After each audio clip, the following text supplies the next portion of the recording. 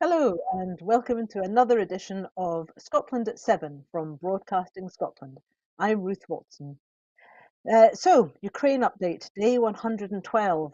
Some 500 civilians believed to be trapped alongside soldiers inside Azot, a chemical factory in Severodonetsk, are preparing to flee the city through a possible humanitarian corridor this morning. UK intelligence appears to have confirmed the claims that civilians are hiding there. Russian forces now control the majority of the Ukrainian city, Britain's Ministry of Defence said in its latest report. Ukraine's President Volodymyr Zelensky has said the outcome of the battle for the Donbas region will determine the course of the war, adding that Ukraine's forces are suffering painful losses in the Severodonetsk and Lysychansk. The battle for Luhansk's Severodonetsk is now the biggest fight in Ukraine as its defenders try to repel a fierce Russian onslaught in the twin eastern cities. Maxim Kozytsky, governor of Lviv, has said 6 people, including a 1-year-old boy, were injured when they were hit by debris from a Russian missile that had been downed. Roman Starovut, the governor of Kursk, said the Krupets checkpoint in Rylsky district within Russia was fired on by Ukrainian forces. The headquarters of the territorial defense of the self-proclaimed Donetsk People's Republic has claimed Ukraine shelled 18 settlements within the Russian-occupied region. Dmitry Medvedev, a long-term ally of Russian President Vladimir Putin and deputy chairman of the Security Council of Russia, has posted a message to Telegram in which he expressed doubt that Ukraine will even exist on the world map in 2 years' time.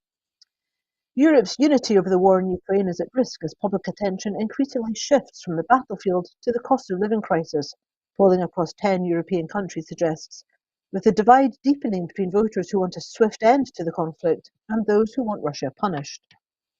US President Joe Biden said temporary silos will be built along the border with Ukraine, including Poland, in a bid to help export more grain from the war-torn country. Leaders of the 7 European NATO members pledged support for applications by Sweden and Finland to join the alliance. My message on Swedish and Finnish membership is that I strongly welcome that. It's an historic decision. It will strengthen them. It will strengthen us, Stoltenberg told reporters after a meeting at The Hague on Tuesday. Jailed Russian opposition leader Alexei Navalny has reportedly been moved to maximum security prisons. Navalny was moved to the IK6 prison in the village of Melikovo in the Vladimir region, Russian news agencies reported, citing Sergei Yazhan, chairman of the Regional Public Monitoring Commission. Russia banned British journalists, including correspondents from The Guardian and defence industry figures. Pardon me, I'll start that one again. Russia banned British journalists, including correspondents from The Guardian and defence industry figures, from entering the country, calling it a response to Western sanctions and pressure on its state-run media outlets abroad. So I'm joined this evening by Chris McCusker to discuss some of the issues that are going on in the world and in Scotland today. Uh, Chris, what's your view on what's happening within Ukraine, the progress that's been taken, and very importantly, the issue of sort of bystander fatigue? Well, it's it's a situation that's growing. Not arms and legs, but it's ever evolving, and there doesn't seem to be any significant progress in any reconciliatory discussions. And it's probably one that will, possibly roll on for. I hate to think, but anything between sort of like 3 and 6 months. It just doesn't seem to be, any resolution in sight, and I think that's sad for both countries because I mean Russia has now been reduced to virtually a pariah state in the eyes of the Western world, and you know, Ukraine is suffering because of what what they're doing and what they are continuing to do. From that point of view, then it's a poor outlook. So, what do you think the way ahead is now? I mean, when we're looking at the Russian advances, when we're looking at some of the quite alarming, I suppose for Ukrainian, it's alarming statements coming from, for example, the stance coming from Germany and the stance coming from France. Do you think that the European alliance is going to hold in the face of the cost of living crisis, the pressures that are being felt as a result of the sanctions, and very importantly, the issues to do with global food supply? Or do you think that the European alliance, the Western alliance, will hold in the face of the impact of sanctions? I think they will, and as to my mind, I think it's wholly appropriate that the Western Alliance, as you put it, is resolute in that solidarity for Ukraine. I think this might be wishful thinking, but it's time that Vladimir Putin stepped up to the mark.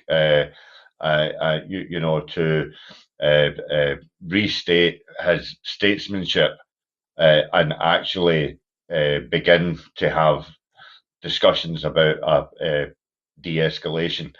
And unless he is willing to negotiate with the interested parties, obviously Ukraine being the first and foremost, but also as well the leaders from Europe that have shown solidarity to Ukraine. I think if he gets round the table with them, and it can't really be described as a climb down. I think it's a more pragmatic approach to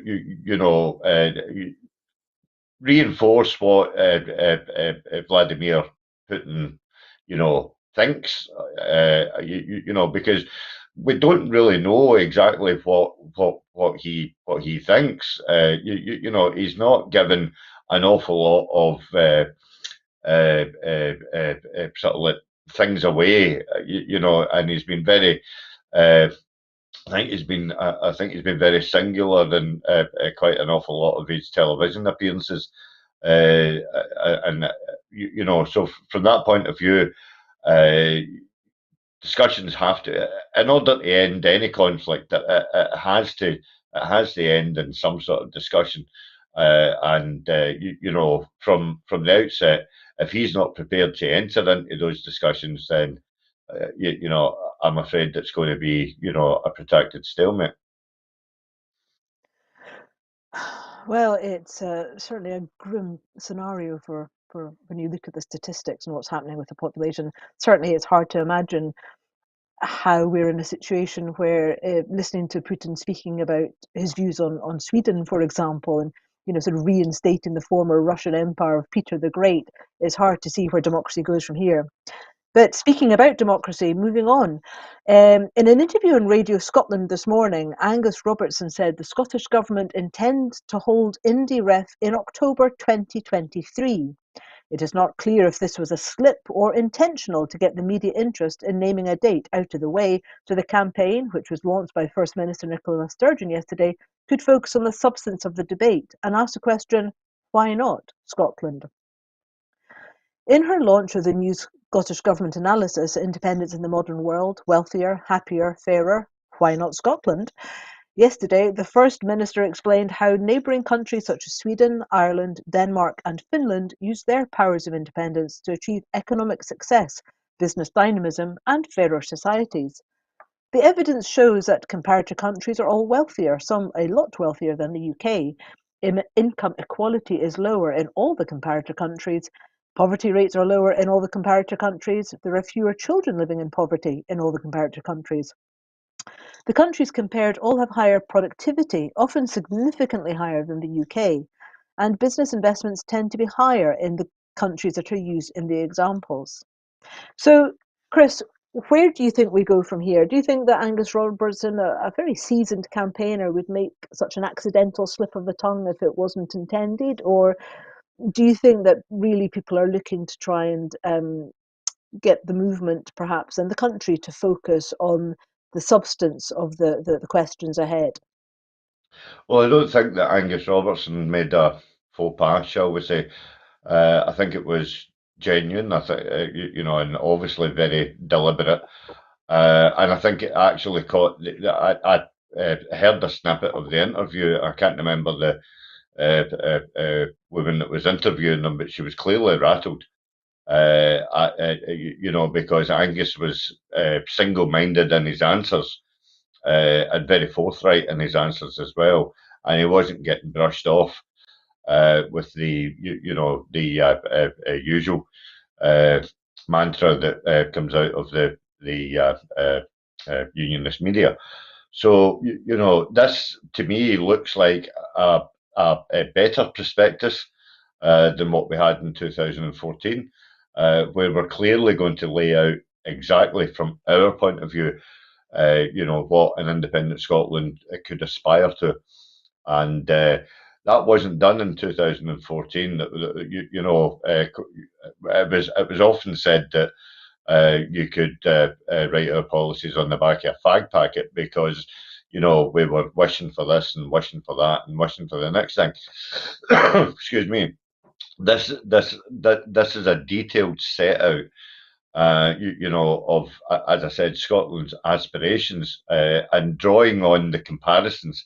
And I know an awful lot of unionists don't like comparisons, but the comparisons are there for everybody to see, and they weren't detailed in 2014. So, I think it's right to do to highlight those comparisons because, as we've seen, the Republic of Ireland has greatly benefited from Britain leaving the EU, and it also reinforces what you can get with a proper working union rather than the dysfunctional one that we're in at the moment. When we were in the EU, we weren't ignored. We had MEPs such as Alan Smith and all the rest of them, who were in several groups within the EU, and they were putting Scotland's case, and that is how the EU works. If someone's got something to say, they stand up and they say it, and it's taken into consideration.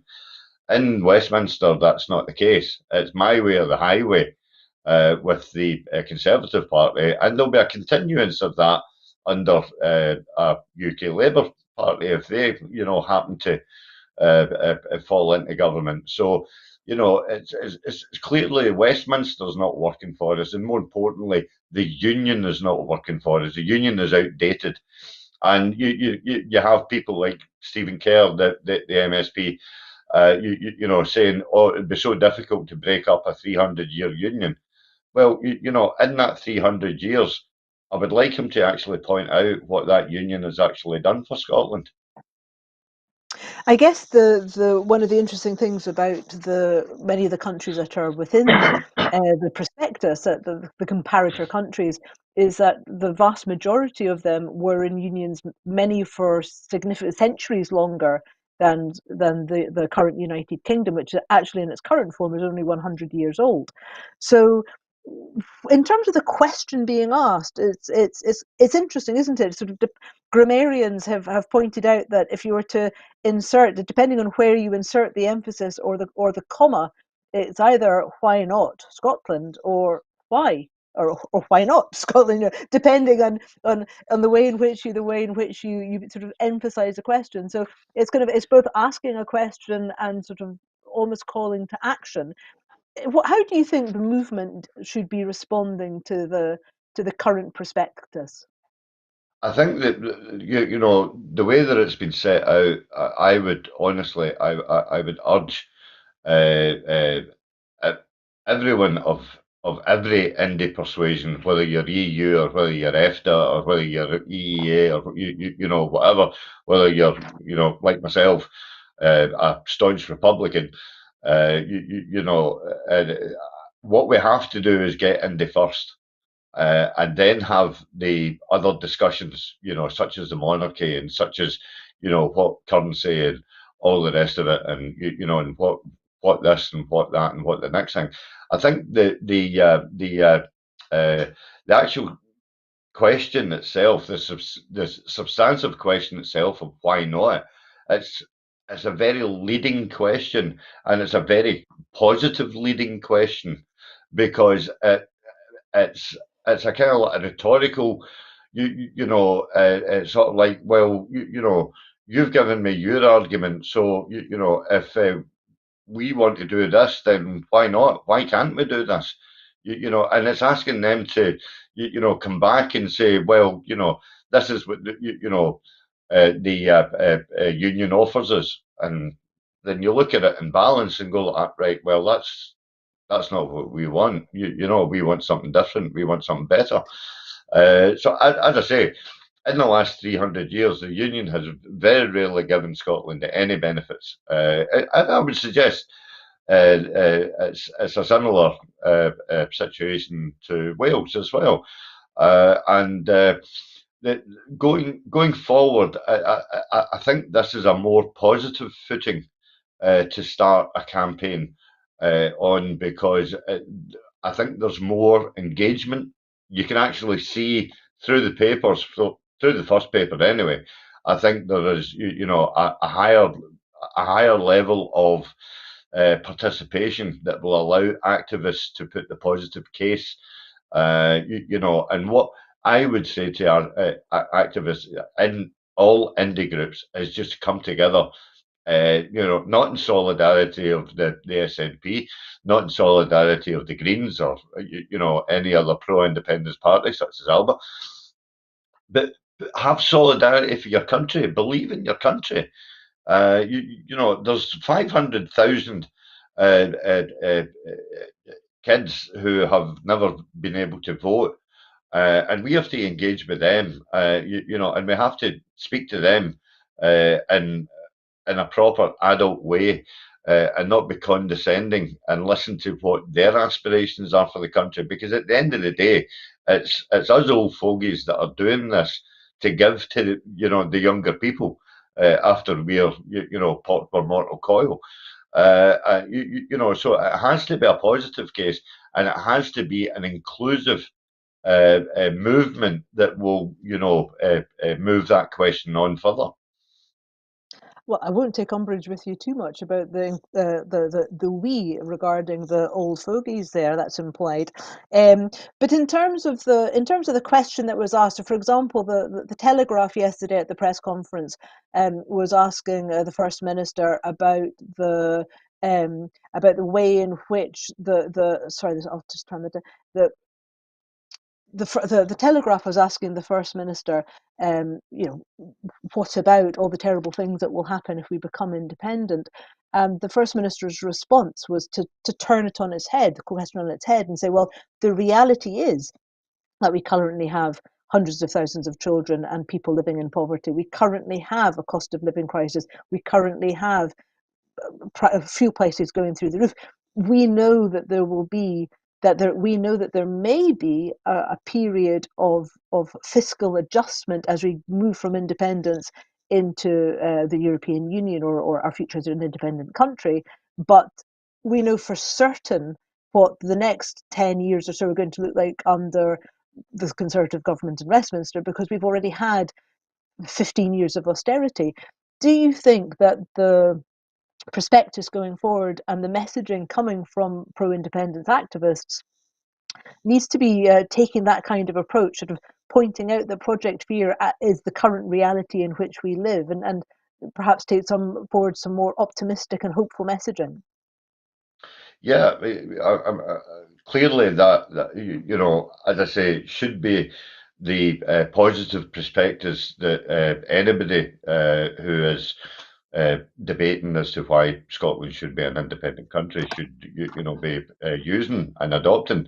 And what you have to do is, and what we weren't very good at in 2014 was not pointing out that the harsh reality of independence will, it won't be austerity on stilts, but it will be hard work. It's not going to be an immediate land of milk and honey.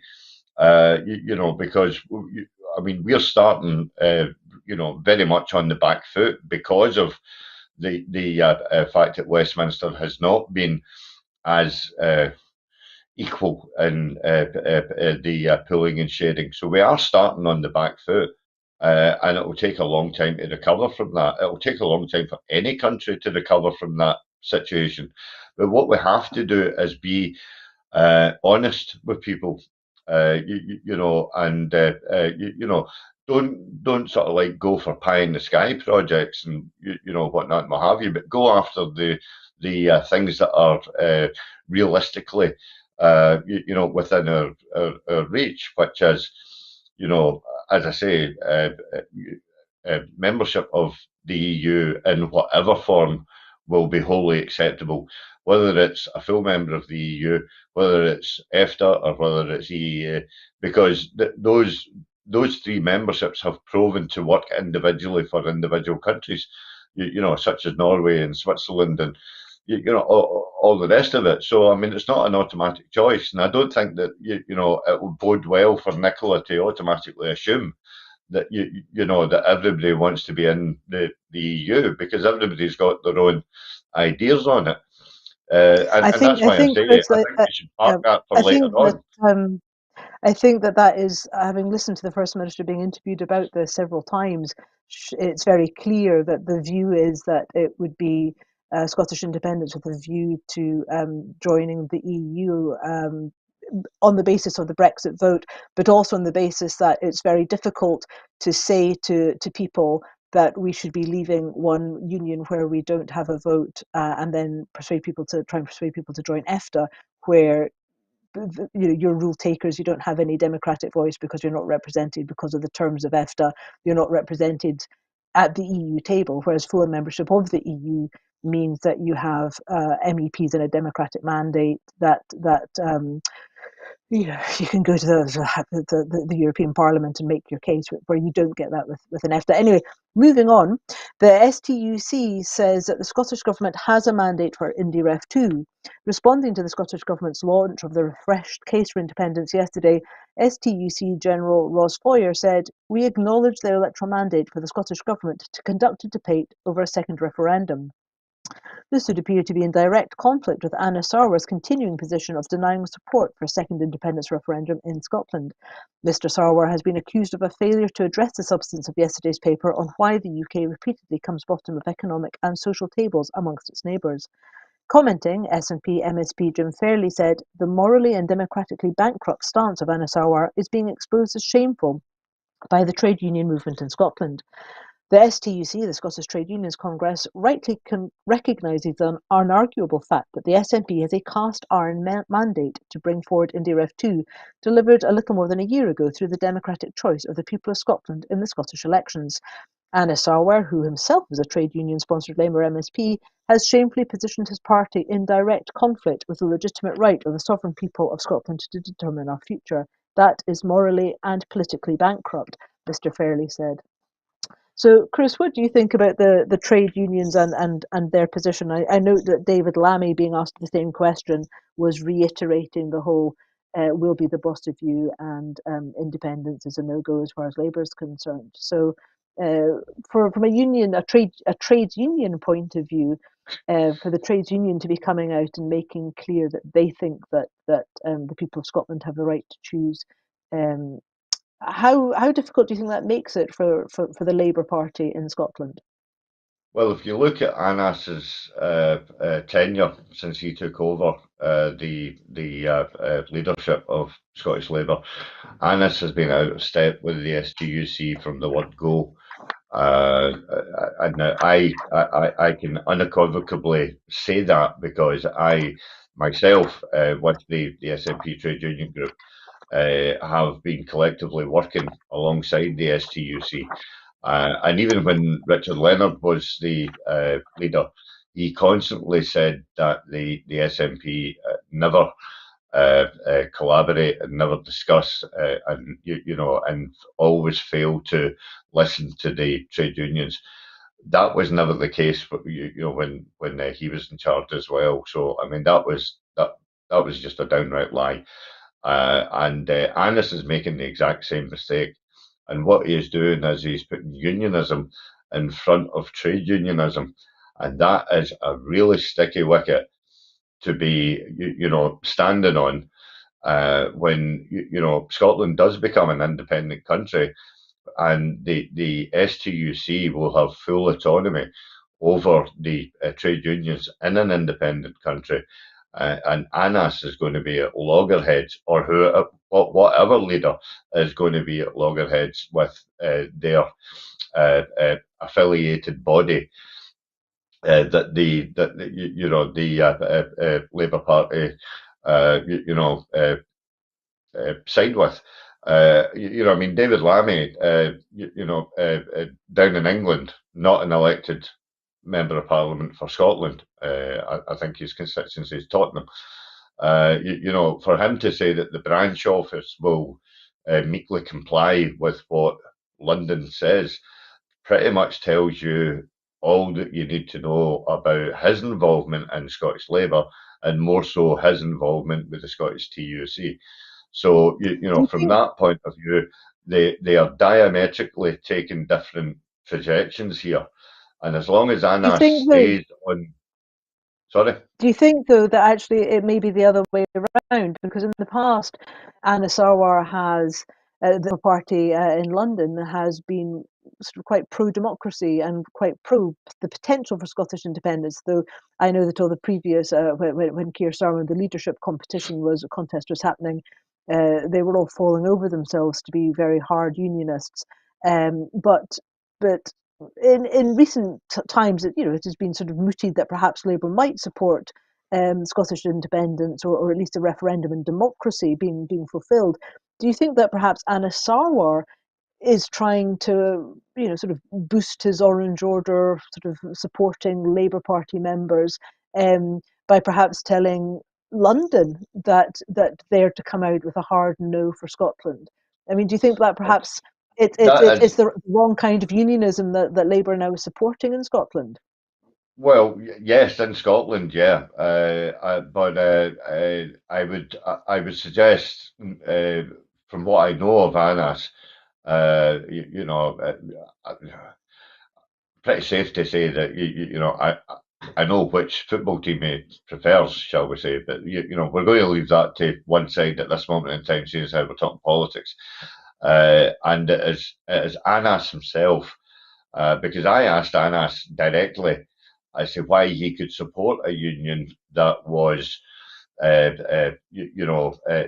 which had caused, back in 1910, so much hardship and misery, in 1910, between Pakistan and India.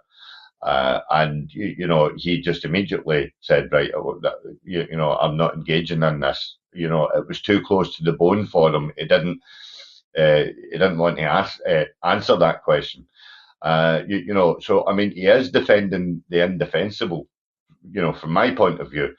But what's more worrying is the fact that I don't believe that Keir Starmer will bend the knee towards the being sympathetic to independence. I don't think that that's in his nature. After all, we are talking about a knight of the realm, and he will defend that realm, with every fibre of his being. I would hasten to add. So Labour, UK Labour and Scottish Labour, as I say, are at complete odds with the Scottish Labour electorate, and they have been for nigh on, I would suggest, 20 years. Do you think it's significant We though have that to remember. Sorry. Do you think it's significant that the STUC are taking such a different stance from is this an indication of how Labour's traditional grassroots space perhaps happening away from them as they become less responsive perhaps to workers' rights and more responsive to sort of, this people who like sparkling water? Yeah, well, I mean, when I was in the GMB, as a rep for Glasgow Airport, I could see that there was far more engagement for me with directly with the STUC as what there was with the elected officers of the GMB. That's purely born out of the fact that they knew my stance on the constitutional question and they didn't like it. And quite a few of them actually questioned as to, my suitability as a trade union rep. But that all get sorted out, fairly swiftly. But that, as I say, I go back to what I said at the start, is the fact that Anas and Richard Leonard have been diametrically opposed to, or well, should I say, diametrically on the opposite side of the forward progressive thinking of the STUC. And since Ross Boyer has actually taken over as the General Secretary for Scotland, we've continued, a good working relationship. I say we, the SNP Trade Union Group, we've continued to have a good, close working relationship with the STUC, on all matters. Whether it be from strikes or whether it be to the Freeport, Greenport issue. So we've always worked collaboratively with them. And as I say, any suggestion otherwise, either from Richard Leonard or from Anna Sala, is actually a complete lie. So, you were saying on the theme of workers' rights within Scotland, the record pay deal for NHS Scotland staff has been announced. The Scottish Government has offered a 5% pay rise to NHS Scotland Agenda for Change staff, the largest single year increase since devolution. The deal would benefit more than 160,000 employees, including nurses, paramedics, allied health professionals, and healthcare support staff. Depending on roles and experience, frontline workers would receive pay rises ranging from around £1,000 to £2,400. The offer, which is being considered by staff, will be backdated to the 1st of April 2022. It is the second year in a row that the Scottish Government has offered record high pay deals to the NHS Agenda for Change AFC staff. The 2021 settlement provided an average 4% increase.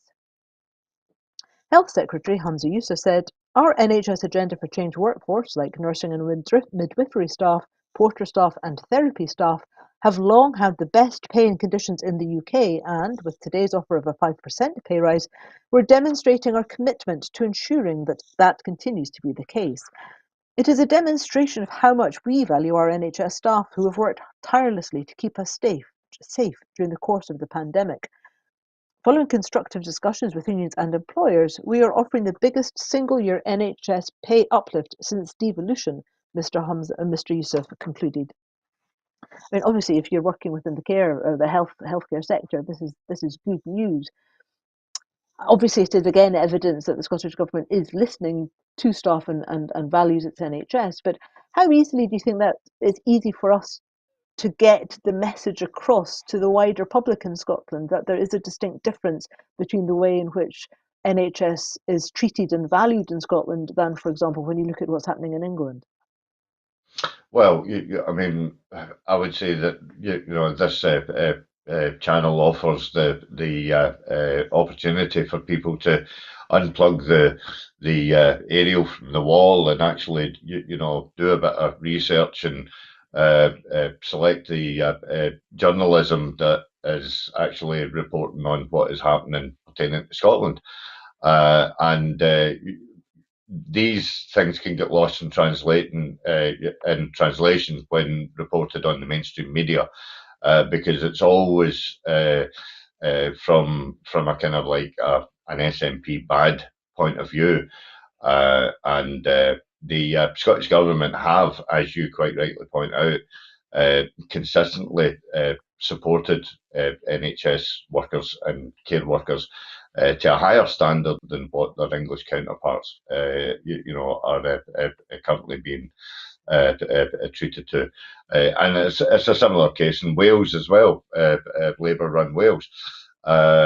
So, what we have to do, again, similar to making the comparisons to, the individual countries, and Anna Sauer and Douglas Ross don't like when we contrast and compare at FMQs, because it highlights the that out, outright lies that they tell, when actually presented with the correct figures. And with regards to the actual pay award, that I would suggest that everybody is suffering in this cost of living crisis at this moment in time, and a 5% pay award is it's a fairly decent award in recognition of the tremendous work that people do within our NHS, and to be sort of like pernickety and trying to hold out for more, I think is a wee bit. Uh, it's a wee bit too much. I would urge people, that are going through this peer review, to actually think about the other people in society that are, not able to get such a substantive pay award. As we go through all the ramifications of living through this cost of living crisis. Well, the cost of living tops the agenda at finance ministers' meetings. The meetings of finance ministers from across the UK. Finance ministers across the UK met in Cardiff today with how to support people and businesses with soaring bills dominating the discussion. The price of fuel, energy, clothes, travel costs, and rent continue to go up as inflation rises. And Ofgem has warned energy bills are set to rise again by around £800 per year in October. This is against a backdrop of increasing concerns about the impact of the crisis on individuals' health and well-being. The UK's finance ministers discussed what more can be done to help people cope with this crisis at a joint committee which considers fiscal and economic matters affecting the UK. Today's meeting was the first time the committee met in Cardiff. Ministers also considered concerns about EU replacement funding, as well as COVID recovery and the move towards net zero. The need to invest in renewables to ensure energy security was discussed, along with how to make sure people are able to meet the costs of their energy needs now and in the future. Following the meeting, the Northern Irish, Scottish and Welsh ministers visited South Point Primary School in Ruth, Wales's first net zero school. Cabinet Secretary for Finance and Economy, Kate Forbes, said, "As we continue our economic recovery from the pandemic and the ongoing cost of living crisis, we must firmly focus government and public sector resources on delivering clear priorities, including tackling child poverty, growing the economy, and meeting our climate change targets." According to the Scottish Fiscal Commission, the overall Scottish budget fell by 5.2% in real terms between 2021 to 22 and 2022 to 23, with a further 1% real terms reduction forecast sustained until 2025 to 26. Ms. Forbes said, "While we are doing all we can with the finite financial resources and limited powers currently available to us to tackle the rising cost of living, the UK government needs to use the powers at its disposal to help those most in need, including low-income households and families with children, as well as businesses." Now, Chris, it's become increasingly apparent that all the levers that were being howled about by the UK government in the run-up to the Brexit referendum um, are sort of the fiscal independence. When we look at what's happening in Europe and we see the different measures being taken across Europe by European governments to support and help the people in their communities, what do you think is going on with the UK government? It has all these levers at its disposal. Brexit means that it's not fettered, as it would say, by any restrictions, and yet within the UK, we're doing worse than every country within the sort of developed world, apart from Russia. Yeah, well, what I would say in regards to the choices that France, Belgium, Germany, Italy, Spain have all taken, to cap the cost of living crisis at 4%. It's a direct policy choice by Westminster not to cap at 4%, and currently we're seeing the energy costs running at 54%. That is a direct policy choice, and it is why we are seeing Rishi Sunak throwing around money here, there, and everywhere, and the possible recipients of it may not actually be the people that desperately need it. So I mean, I have to mention that in PMQs today, the Lib Dem leader Ed Davey pointed out that there's a rural subsidy for fuel, which is not being uh, enacted in various places. I think he stated Cumbria, Shropshire, and Devon.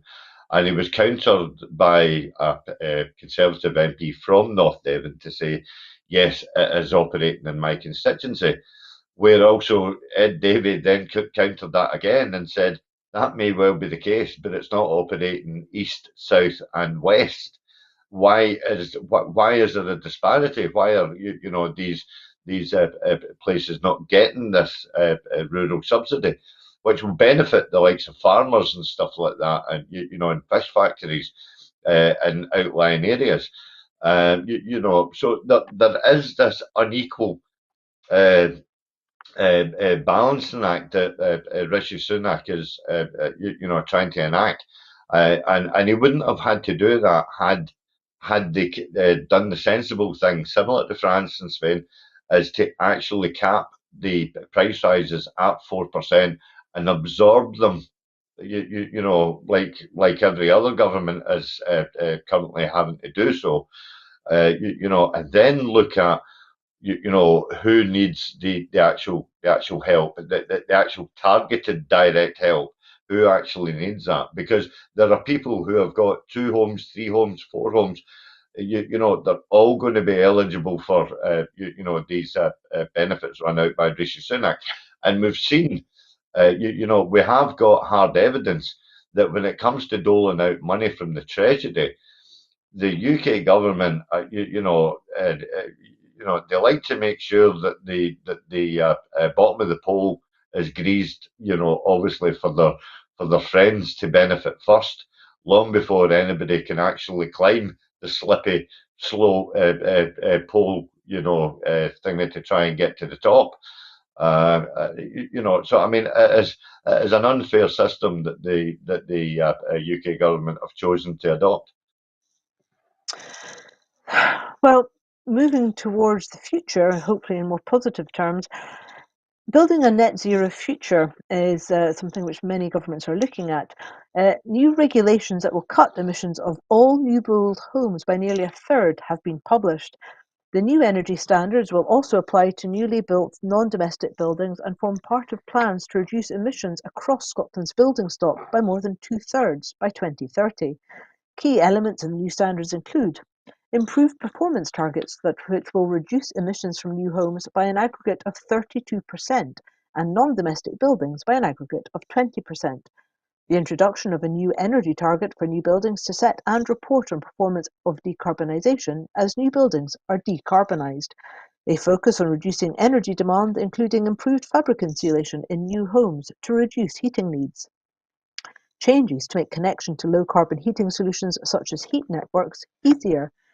The new standards, which will apply from December 2022, also support plans for all new buildings to have zero-emissions heating systems from 2024. Zero Carbon Buildings Minister Patrick Harvey said, emissions from our homes and buildings currently account for about a fifth of Scotland's greenhouse gas emissions, and we know that transformational action is required to ensure we cut these emissions at pace and scale.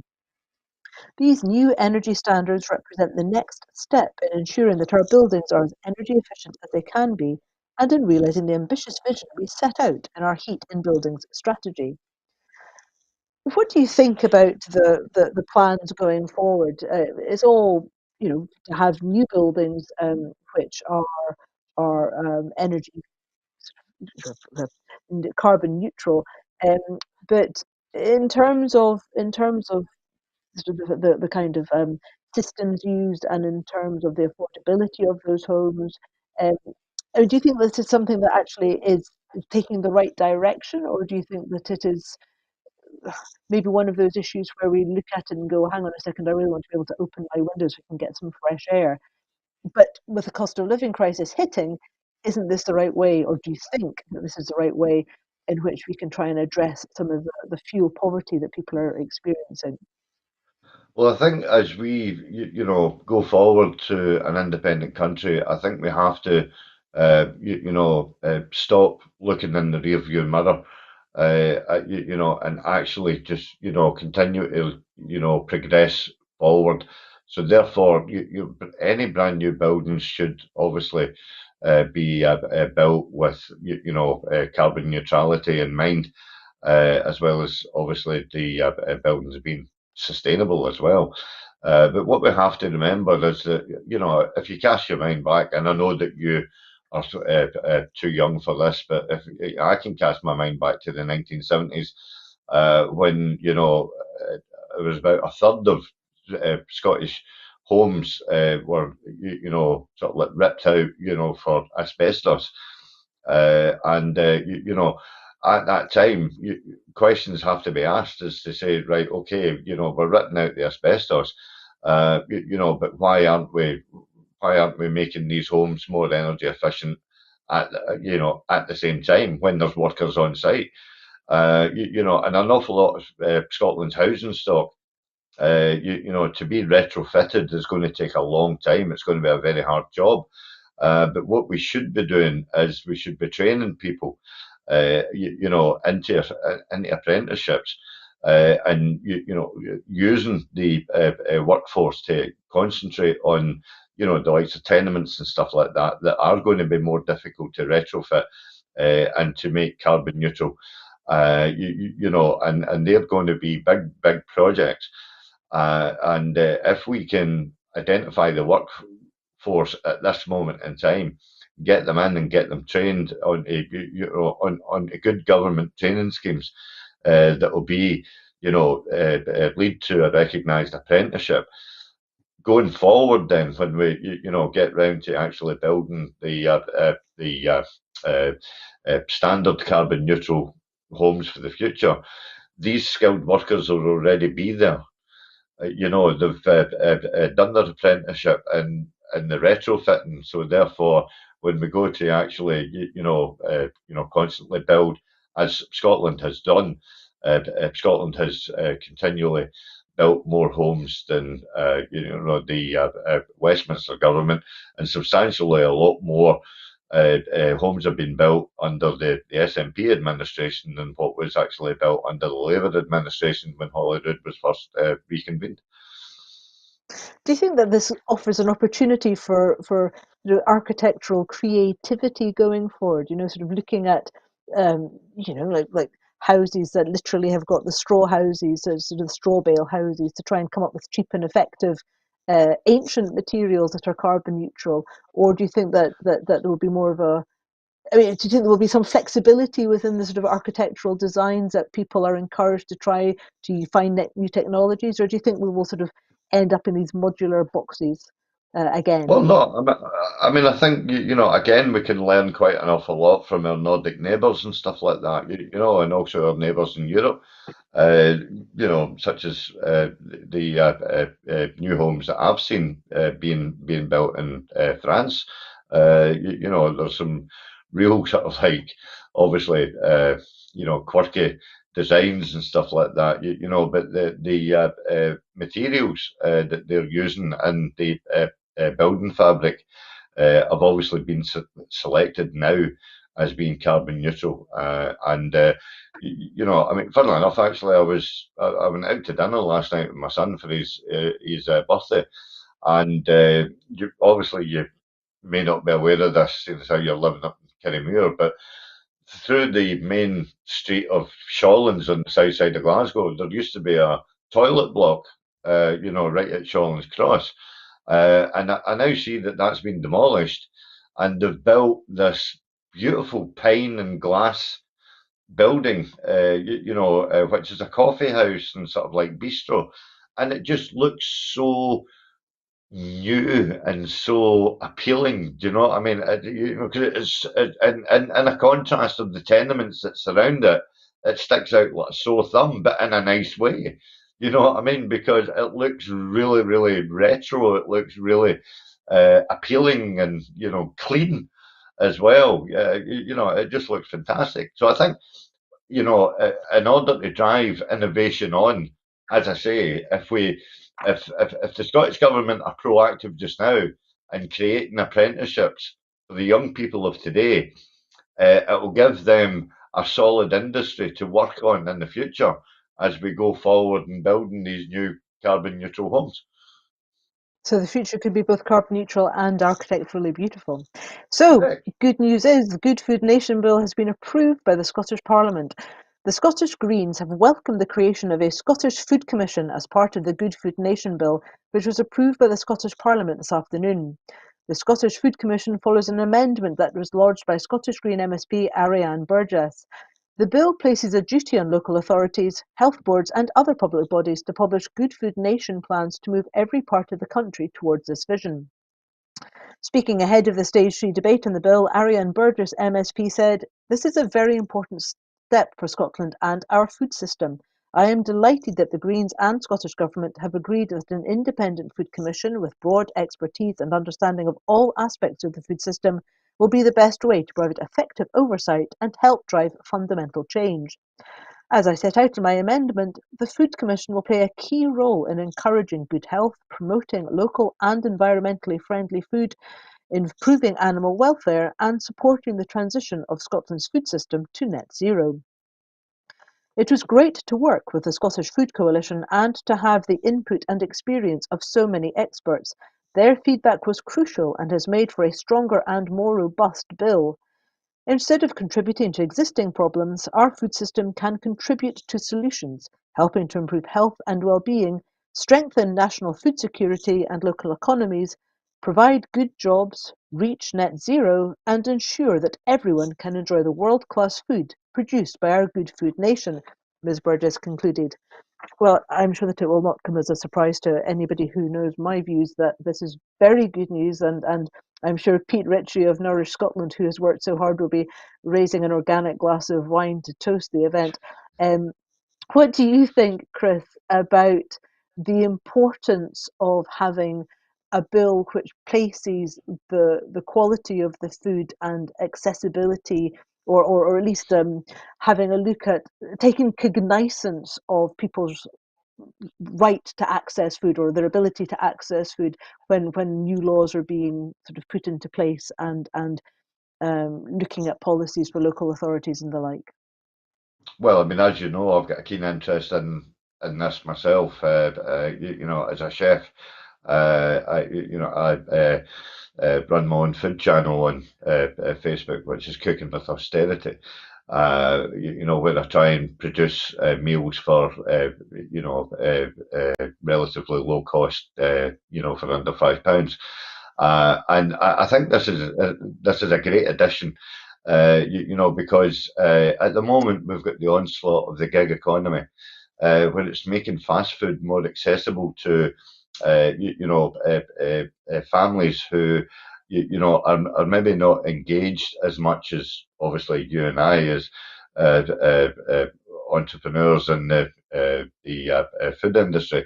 The quick fix answer, from a couple of years ago was chicken nuggets and chips and stuff like that for children, and fish fingers and all the rest of it. Which, I mean, fish fingers high in protein, very good. But the accessibility of the ease in which you can order a burger from various retail outlets and stuff like that.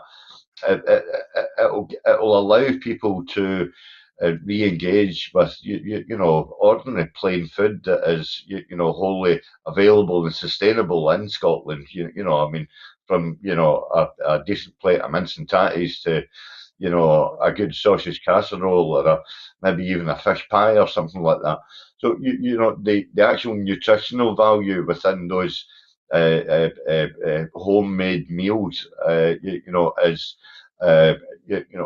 a lot better for the society as a whole. And as we're talking about Scotland, quite often we also mention, well-being and stuff like that. Like a well-being economy or a well-being society. I think the if we do the hard work now, and people can draw on it, then I think that's going to benefit the kids for the future.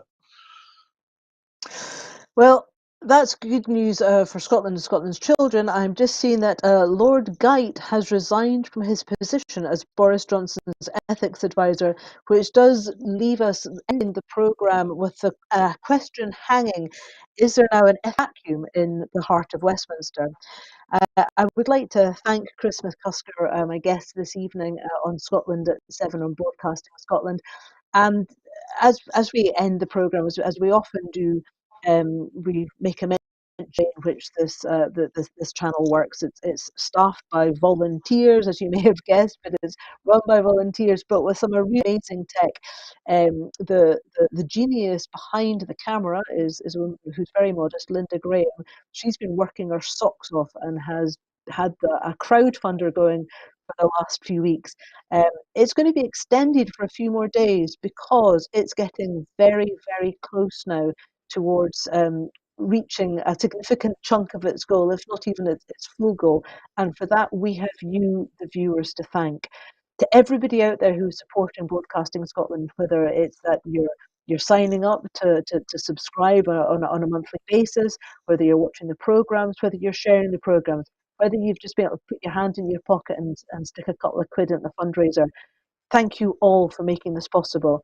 As we move towards the next few months, independent broadcasting for Scotland that has a Scottish perspective and is not inclined to get on its knees. You know, that if we want to stand up for Scotland, we need good broadcasters. So thank you to everybody for the support you've given so far, and thank you for all of you who intend to continue supporting, and for those who can support us both financially and by sharing the programmes. Thank you very much. I'm Ruth Watson. Thank you for watching.